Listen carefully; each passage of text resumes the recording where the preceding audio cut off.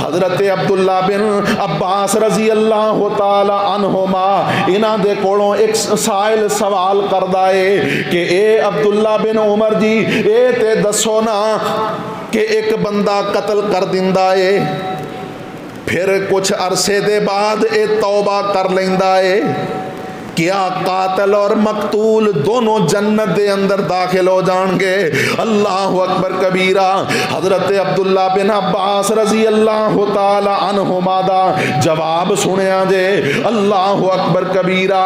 فرمان لگے کہ یاد رکھو ایک کیویں ممکن ہو سکتا ہے؟ نبی علیہ السلام نے فرمایا کل قیامت دا دن ہوئے گا، جڑا قاتل ہوئے گا مقتول ایدے سر دے نال چمٹیا ہوئے گا اور اللہ دی عدالت دے اندر لے آئے گا، اور اللہ دی عدالت دے اندر آ کے کہے گا یجیء القاتل والمقتول یوم القیامت متعلق برأس صاحبہ یقول ربی صل هذا لما قتلتنی۔ اللہ اکبر کبیرہ۔ اور میرے ویرو الفاظ تے غور کرے آجے، نبی علیہ السلام فرماندے نے قاتل اور مقتول دونوں اللہ دی عدالت دے اندر پیش ہون گے، ایک قاتل دے سر نو مقتول نے پکڑیا ہوئے گا اور کہے گا اے میرے اللہ اس بندے نو پوچھو نا سل ہادا لما قتلتنی، انو پوچھو تے صحیح نے منو کس جرم دے اندر قتل کیتا، کس گناہ دی وجہ تو منو قتل کیتا۔ اللہ اکبر کبیرہ۔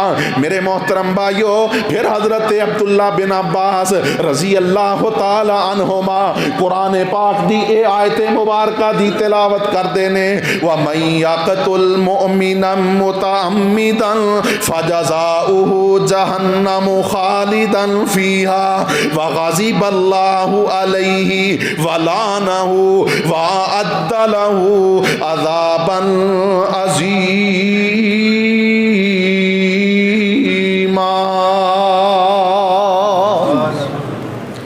حضرت عبداللہ بن عباس فرماندے نے ایک کیویں ممکن ہو سکتا ہے کہ ایک بندہ قتل کر دے، قتل کرنے تو بعد جتنی مرضی توبہ کر لے، جدو اللہ نے قرآن پاک دے اندر فرما دیتا، اور اللہ نے جو فرما دیتا ہے اے دے اندر تبدیلی نہیں ہو سکتی۔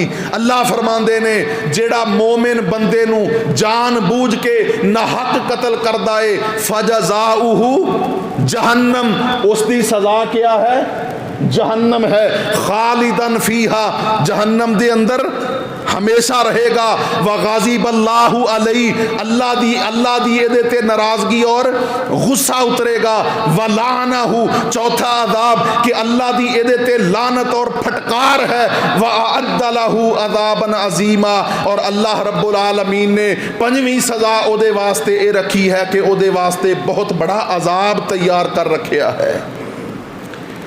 تو میرے محترم بھائیو، ایک مومن دی جان اتنی قیمتی ہے کہ اگر کوئی قاتل بعد دے اندر اللہ دے کولوں توبہ استغفار بھی کردا رہے، حضرت عبداللہ بن عباس فرماندے نے اس بندے دی نجات نہیں ہو سکتی۔